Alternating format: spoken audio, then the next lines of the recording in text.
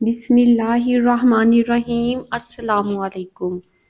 पिछले ज़माने में खुसरो ईरान का एक बादशाह था। इसकी आदत थी कि लिबास तब्दील करके शहर का गश्त करता ताकि राया के बुरे भले हालात से वाकिफ रहे।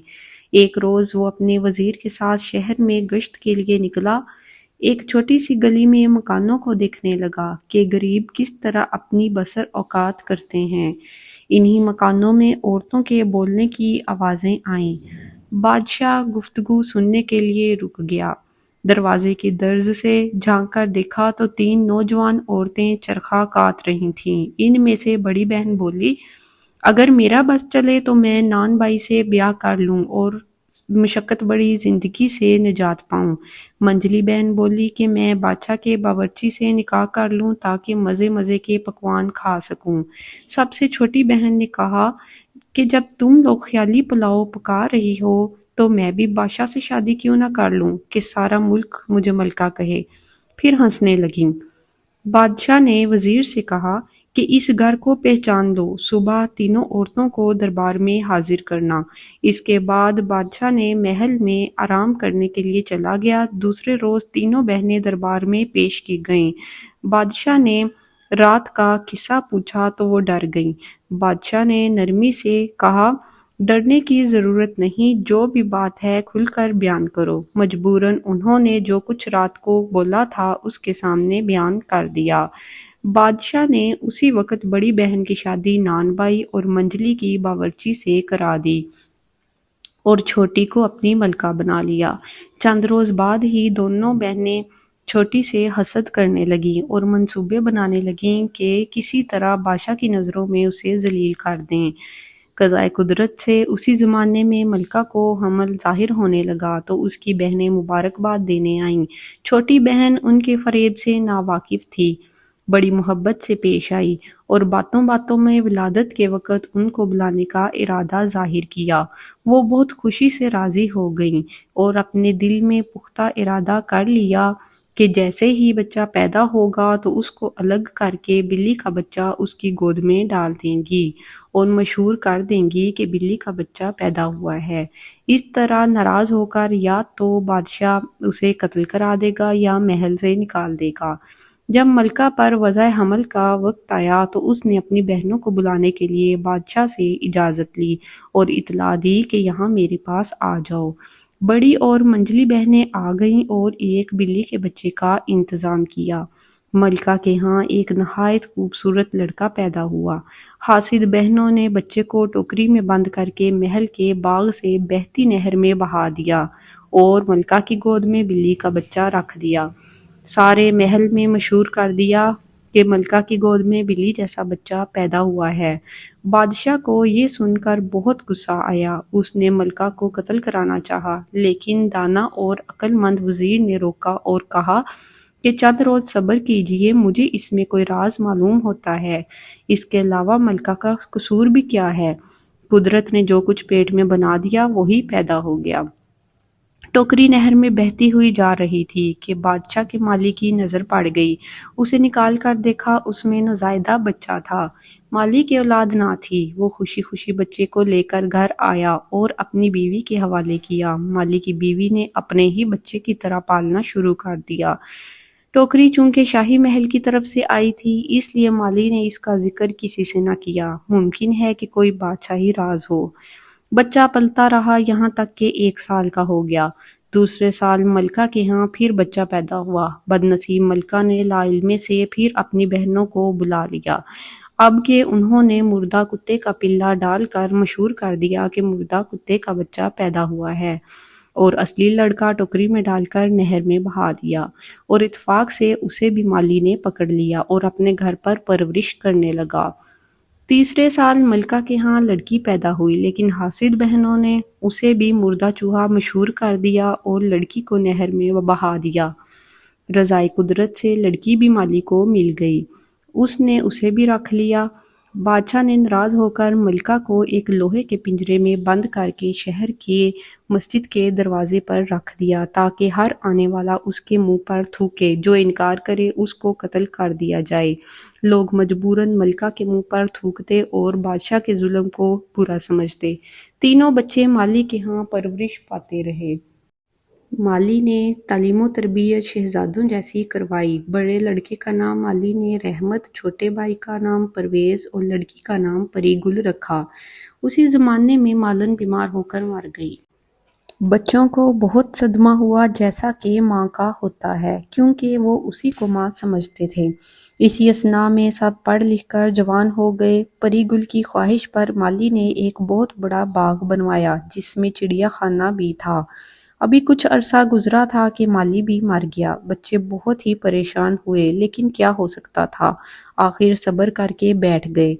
दोनों भाई सैरो शिकार के लिए जाते और परीगुल बाग में अपना दिल बहलाती या कभी गाना गाती। इत्तफाकन हासिद बहनों को उनका पता चल गया। उन्होंने आपस में मशवरा किया कि मलका का तो खूब इंतजाम हो गया, लेकिन अगर बच्चे जिंदा रहे तो मुमकिन है किसी वक्त राज खुल जाए, लिहाजा उनको यहाँ से चलता करो। चनाचे उन्होंने एक कुटनी को बुलाकर अपना मंशा बयान किया। कुटनी कहने लगी, तुम इत्मीनान रखो, उनको ऐसे तरीके से यहाँ से हटाऊंगी कि किसी को कानो कान खबर ना होगी। एक दिन रहमत और परवेज शिकार को गए। कुटनी के घर आई, परीगुल से नमाज की इजाजत लेकर वुजू करके नमाज पढ़ने लगी। परीगुल उसकी नेकी से मुतासिर हुई और बाइसरार खाना खिलाकर अपने साथ बाग दिखाने ले गई। मकार कुटनी बाग को देखकर कहने लगी, यूं तो हर चीज मौजूद है, लेकिन इसमें 3 चीजों की कमी है। अगर वो मिल जाएं तो फिर ये बेमिसाल बाग होगा। परीगुल ने पूछा, वो क्या हैं? कुटनी बोली, उनका मिलना बहुत मुश्किल है। परीगुल ने कहा, तुम बताओ तो सही। बुढ़िया ने कहा, इसमें बोलती चिड़िया, गाता हुआ दरख्त और सुनहरी चश्मे के पानी की कसर है। अगर वो भी आ जाए तो फिर ये बाग जन्नत का नमूना बन जाए। परीगुल ने पूछा, ये चीजें कहाँ से मिलती हैं? कुटनी ने कहा, यहाँ से 20 रोज की मंजिल पर हिंदुस्तान की सरहद पर जो पहला आदमी मिलेगा वो रास्ता बता सकता है। अगर हिम्मत वाला आदमी हो तो जरूर इन नवादरात को पा सकता है, वरना यूं लाखों आदमी दुनिया में भेड़ बकरियों की तरह फिर रहे हैं। बुढ़िया शौक की आग भड़काकर रफू चक्कर हो गई, लेकिन परीगुल एक गहरी सोच में पड़ गई। शाम को जब दोनों भाई शिकार से वापस आए तो खिलाफे मामूल बहन को फिक्रमंद पाया। हाल पूछा तो उसने तमाम कैफियत बयान की। रहमत ने कहा, तुम इतना रंज क्यों करती हो? मैं जाता हूँ या ये सब चीजें ले आऊंगा।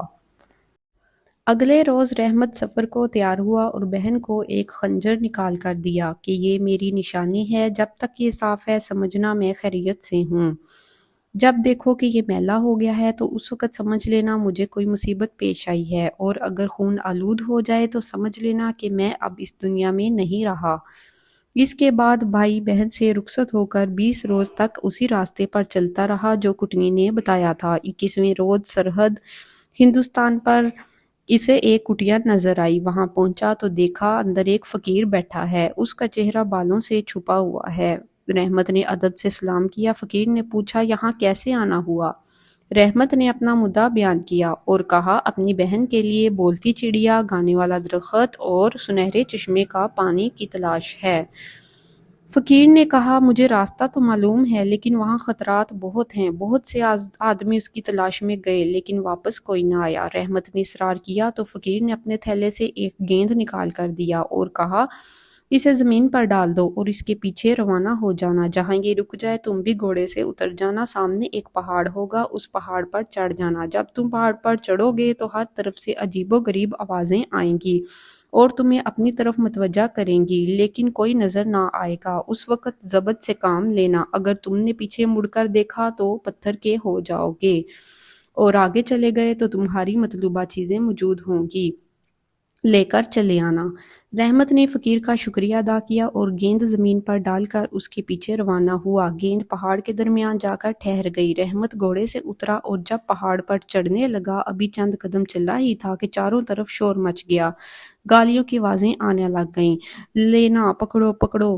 رحمت سب کچھ سنتا اور بڑھتا رہا۔ جب اور اوپر چڑھا تو گالیاں سن سن کر رحمت کا خون کھول اٹھا۔ رحمت تلوار لے کر پلٹا تو وہاں کچھ نہ تھا، لیکن وہ خود پتھر کا ہو گیا اور پری گل کی طبیعت اداس تھی۔ جب بہن نے بھائی کا خنجر نکال کر دیکھا تو وہ بالکل سیاہ ہو چکا تھا۔ پری گل رونے لگی اور پرویز نے کہا ضرور رحمت پر کوئی زبردست مصیبت آ پڑی ہے کیونکہ خنجر تاریک ہے۔ خدا کا شکر ہے کہ ابھی وہ زندہ ہے اور میں بہت پریشان ہوں۔ بہن کو بلا کر کہنے لگا میں رحمت کی تلاش میں جاتا ہوں۔ پری گل نے کہا بھائی میں اکیلی کیسے رہوں گی؟ پرویز کہنے لگا کہ میں تمہیں خدا کے حوالے کر کے جا رہا ہوں، لیکن سوچو اگر اس وقت بھائی کی مدد نہ کی گئی تو اس کا کیا ہوگا؟ اس کے بعد پرویز نے مالا اتار کر پری زاد کو دی اور اس سے کہا میری حالت کا اندازہ ہوتا رہے گا، جب تک یہ اچھی حالت میں رہے گی میں خیریت سے ہوں، اور جب اس کے دانے ایک دوسرے سے جڑ جائیں تو میری موت کا دن ہوگا۔ پری زاد نے کہا جاؤ میں تمہیں خدا کے سپرد کرتی ہوں۔ پرویز 20 دن سفر کے بعد 21ویں روز اسی فقیر کی کٹیا پر پہنچا اور وہی سوال کیا کہ بولتی چڑیا، گاتا ہوا درخت اور سنہری چشمے کا پانی لینے آیا ہوں۔ فقیر نے سمجھایا کہ بیٹا کیوں اپنی جان دیتا ہے؟ چند روز ہوئے تھے تمہارا ہم شکل نوجوان گیا تھا لیکن ابھی واپس نہیں آیا، شاید پتھر کا ہو گیا ہو۔ پرویز نے کہا بابا وہ میرا بھائی تھا، اب میں ضرور جاؤں گا، یا اپنی جان دے دوں گا یا بھائی کا انتقام لوں گا۔ بابا نے پرویز کو بھی گیند دیا اور سارے داؤ پیچ سمجھا دیے۔ پرویز گھوڑے سے اتر کر پہاڑ پر چڑھنے لگا۔ جو ہی اس نے قدم بڑھایا ہر طرف شور و غل پڑ گیا، کوئی اس کا نام لے لے کر اسے دھمکانے لگا۔ باوجود انتہائی کوشش کے پرویز بھی ضبط نہ کر سکا اور تلوار لے کر پیچھے مڑا کہ اسی وقت پتھر کا ہو گیا۔ ادھر پری گل کو مالا کی حالت دیکھ کر پتہ لگ گیا کہ پرویز بھی کسی مشکل میں ہے۔ بہن بھائیوں کو یاد کر کے روتی رہی۔ دوسرے روز اس نے فیصلہ کیا کہ وہ خود بھائیوں کو ڈھونڈ کر لائے گی، چنانچہ مردانہ لباس پہن کر گھوڑے پر سوار ہوئی اور توکل خدا پر چل پڑی۔ 20 روز کی مسافت کے بعد 21ویں روز اسی بابے کی کٹیا پر پہنچ گئی اور وہی سوال کیا۔ درویش نے کہا بیٹی مجھے معلوم ہے تم مرد نہیں ہو، کیوں خود کو خطرے میں ڈال رہی ہو؟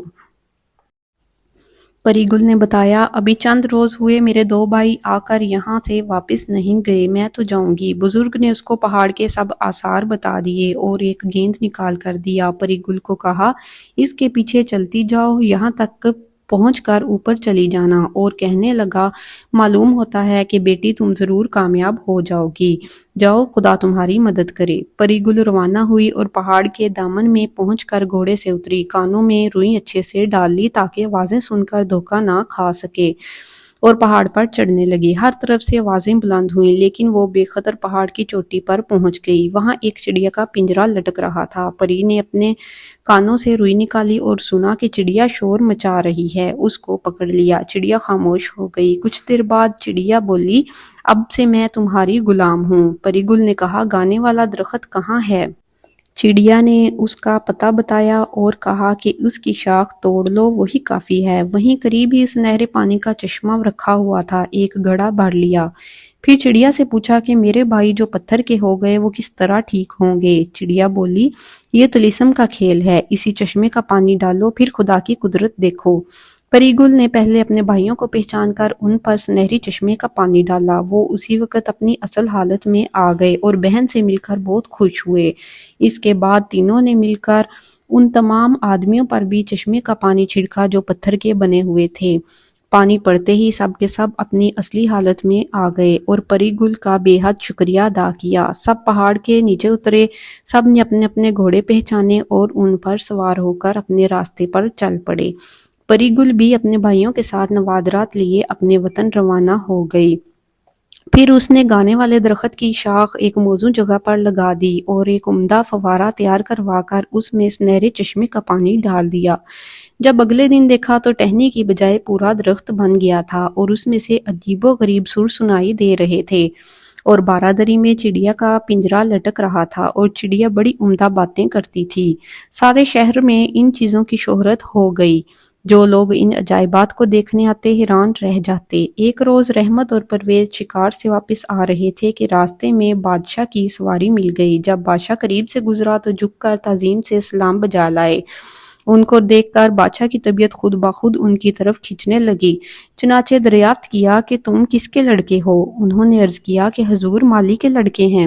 بادشاہ نے صرف بات بڑھانے کے لیے پوچھا کہ تم کہاں جا رہے ہو؟ رحمت نے عرض کیا کہ شکار کھیلنے گئے تھے۔